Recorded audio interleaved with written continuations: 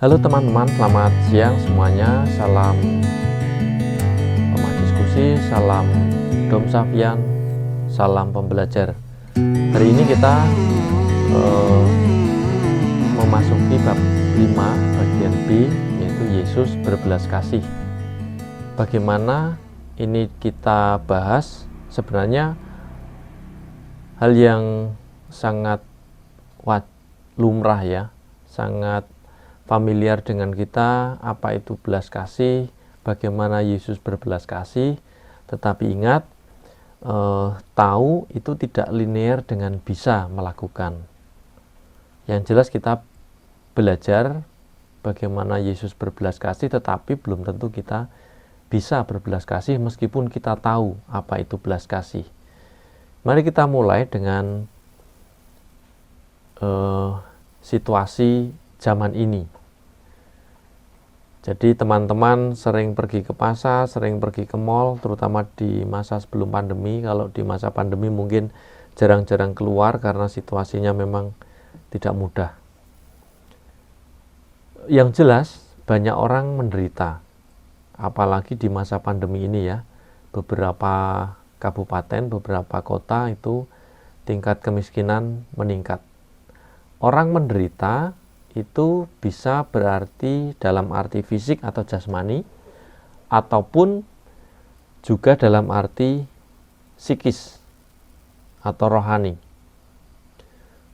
Jelas, secara fisik itu kita bisa memberi contoh cacat fisik, sakit, terkena banjir, bencana, entah banjir, entah gempa, entah longsor, entah tsunami, entah angin topan, maksudnya angin besar, entah gunung meletus. Jadi beberapa kali, terutama juga di Indonesia, itu bencana ini setiap tahun hampir selalu ada. Lalu yang psikis atau rohani, kita bisa memberi contoh miskin. Miskin itu menderita secara psikis atau secara rohani, atau kecuali kalau orang yang memang dia bahagia dengan kemiskinannya karena memang menghayati kemiskinan karena iman, itu bisa saja menderita atau bisa saja tidak menderita. Jadi tergantung sudut pandangnya.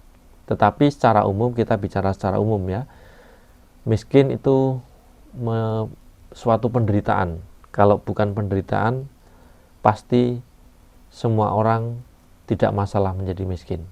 Faktanya, hampir semua orang tidak mau menjadi miskin.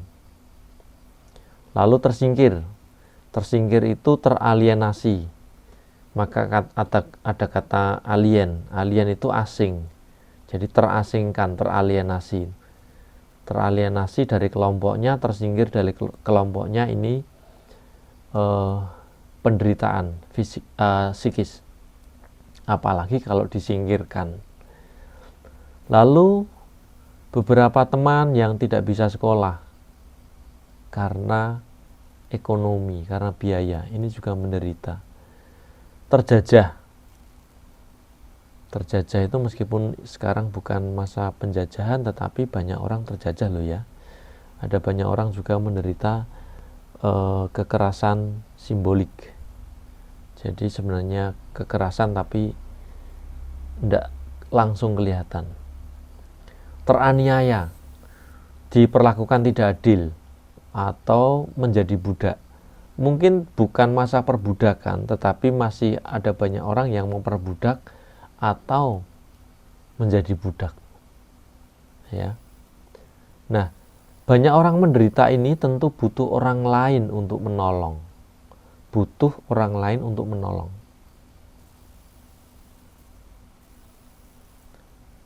Jelas orang menderita itu butuh orang lain, teman-teman. Apa yang mereka butuhkan? Jelas orang baik. Karena hanya orang baik yang bisa dan mau membantu mereka. Yang kedua, orang kaya, orang baik dan yang kaya Karena mereka yang kaya itu yang bisa memberi bantuan secara finansial. Meskipun ya ada pepatah bahasa Latin yang mengatakan orang yang kaya adalah orang yang bisa memberi sekalipun tidak kaya secara finansial, secara ekonomi. Dan orang yang bisa memberi hanya mereka yang memiliki.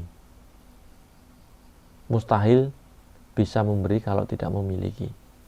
Nah, memiliki itu tidak hanya finansial. Memiliki hati bisa, memiliki kehendak baik bisa, memiliki kepedulian bisa. Jadi ada banyak hal yang sebenarnya perlu kita tanyakan, perlu kita diskusikan, perlu kita kritisi ya teman-teman. Yang ketiga, butuh pemerintah. Orang menderita membutuhkan pemerintah karena mereka yang memegang otoritas dan pembuat kebijakan. Gitu ya. Jadi kita masih bisa mendiskusikan orang baik ini, orang kaya ini, lalu pemerintah. Jadi orang baik itu tidak semua orang kaya. Tetapi juga tidak semua orang kaya itu baik. Ya. Juga tidak hanya orang kaya yang bisa memberi, ada banyak orang kaya yang pelit juga banyak. Tetapi yang murah hati juga semakin banyak.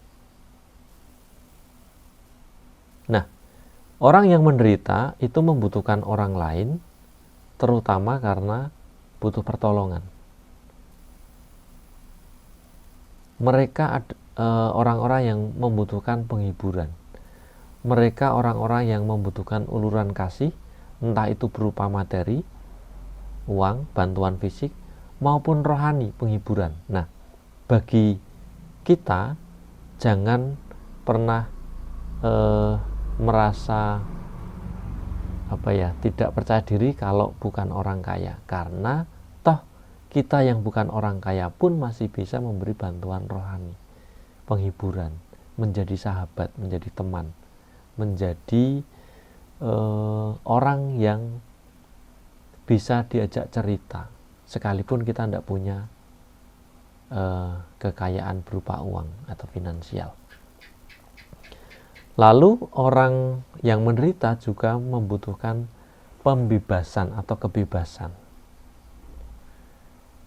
Kita lihat beberapa waktu yang lalu ketika Ahok menjadi gubernur, dia pertama-tama menjadi gubernur bukan karena jabatannya sebagai gubernur, tetapi dengan menjadi gubernur dia bisa membantu semakin banyak orang karena dia bisa membuat kebijakan-kebijakan untuk orang-orang yang menderita, terutama mereka yang kecil, lemah, miskin, dan tersinggir. Nah, situasi zaman Yesus, kita lihat seperti apa sih situasi zaman Yesus dan bagaimana Yesus berbelas kasih. Kalau ini teman-teman pernah lihat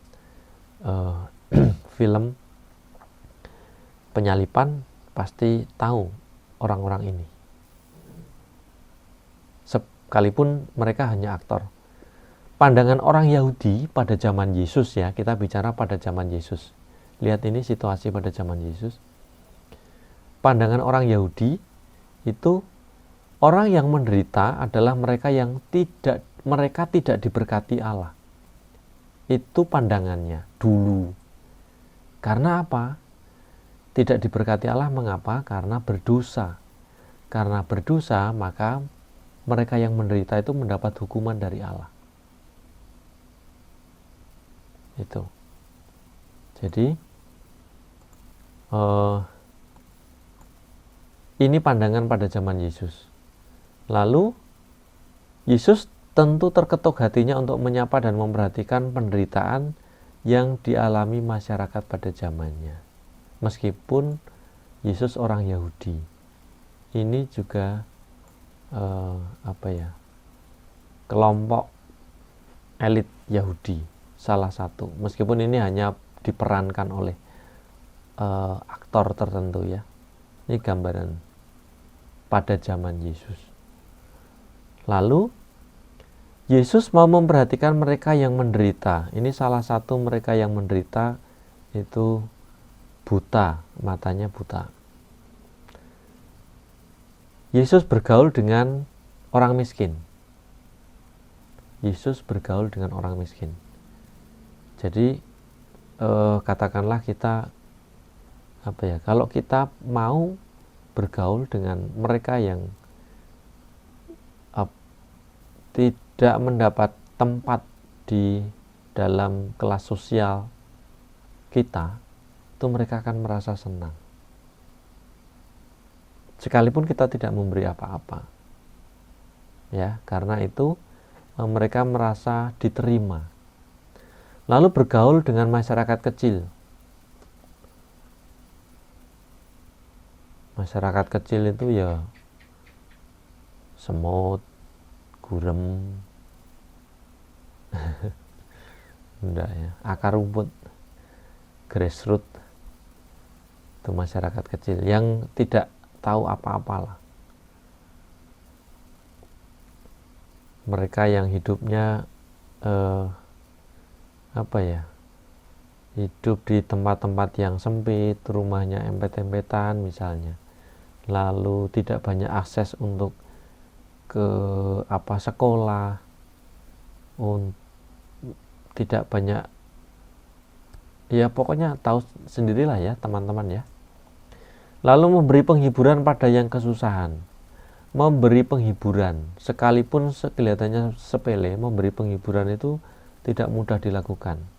Kita tahu bagaimana memberi penghiburan, tapi belum tentu kita bisa memberi penghiburan. Lalu berikutnya, Yesus juga menghidupkan harapan orang yang menderita. Ini beberapa contoh yang dilakukan Yesus bagaimana memperhatikan mereka yang menderita. Nah, salah satu bentuk kepedulian Yesus itu digambarkan dalam kitab suci, membangkitkan pemuda Nain. Ini salah satu gambarannya ya. Ditulis dalam Lukas 7, 11 sampai 17. Lalu juga menyembuhkan orang kusta. Lukas 17, 11 sampai 17. Ini benar enggak ya? Nanti tolong dicek. Kalau salah ya mohon maaf. Karena belum tak cek tadi. Semoga benar.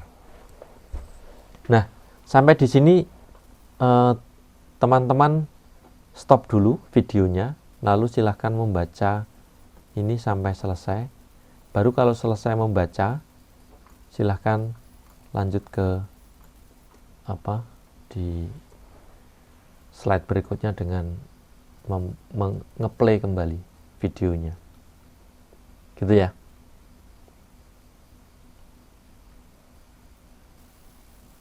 Nah, setelah membaca kitab sucinya, setelah di stop yang tadi, ini tentang orang kusta. Ada dikisahkan orang kusta di sana. Lalu mereka bersepuluh. Salah satunya adalah orang Samaria yang kembali. Samarian. Orang Samaria ini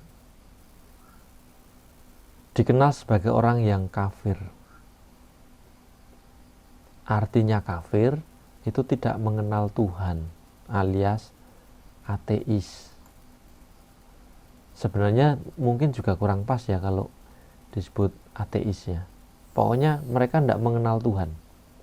Kalau orang ateis itu beda lagi. A itu tidak, teis itu theos. Tidak bertuhan. Tidak bertuhan. Pada praktiknya orang-orang ateis itu sebenarnya tahu kalau Tuhan itu ada dalam pikirannya, tetapi mereka menolak eksistensi Tuhan. Itu ya. Tidak mengenal itu berarti memang tidak tahu sama sekali, tidak tahu menau. Kalau ateis itu tahu tentang Tuhan tapi tidak mau peduli. Nah, logikanya begini. kalau ateis itu.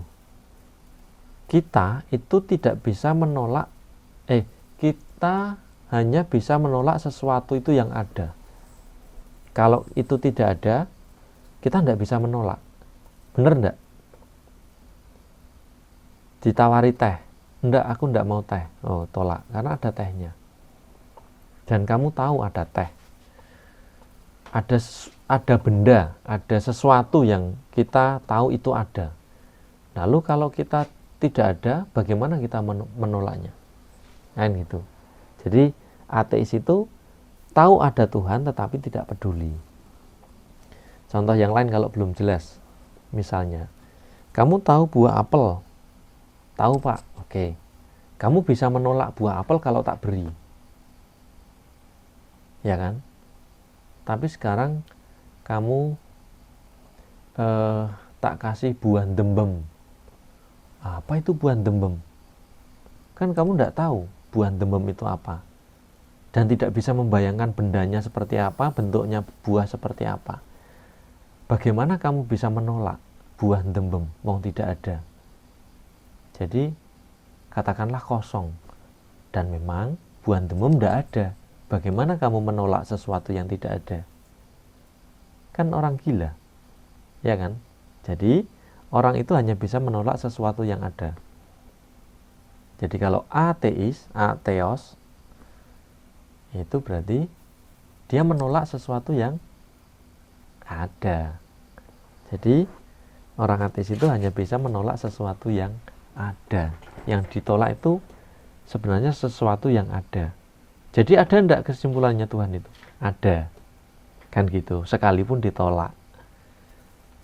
Jelas ya? Contoh lagi kalau belum jelas. Kamu bisa menolak seorang cowok atau seorang cewek ketika kamu ditembak. Bisa menolak kan? Kamu tidak bisa menolak ketika tidak ada yang nembak. Bagaimana kamu bisa menolak wong tidak ada yang nembak kamu?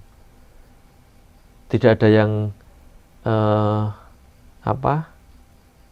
ngegebet kamu, tidak ada yang menyatakan cinta padamu, tiba-tiba kamu menolak pada entah siapa.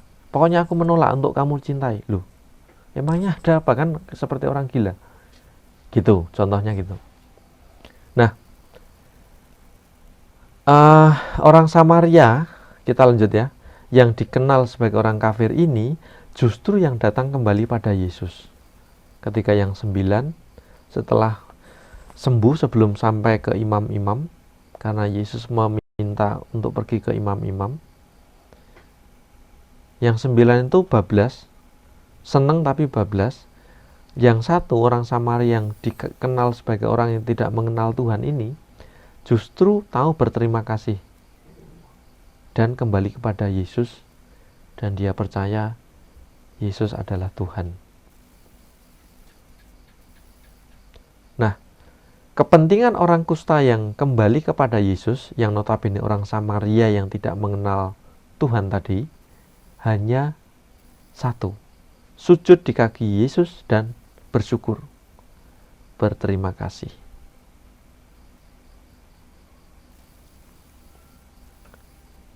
Nah, keinginan orang yang sakit, teman-teman, orang yang menderita, kalau itu fisik, tentu hanyalah pentahiran atau penyembuhan atau kesembuhan. Maka seruannya orang kusta itu, "Guru, kasihanilah aku." Yang dimaksud guru adalah Yesus. Kasihanilah aku. Kalau dikasihani, dengan cara dikasihani, artinya Yesus tahu mereka minta dikasihani, disembuhkan. Mengapa perlu dikasihani?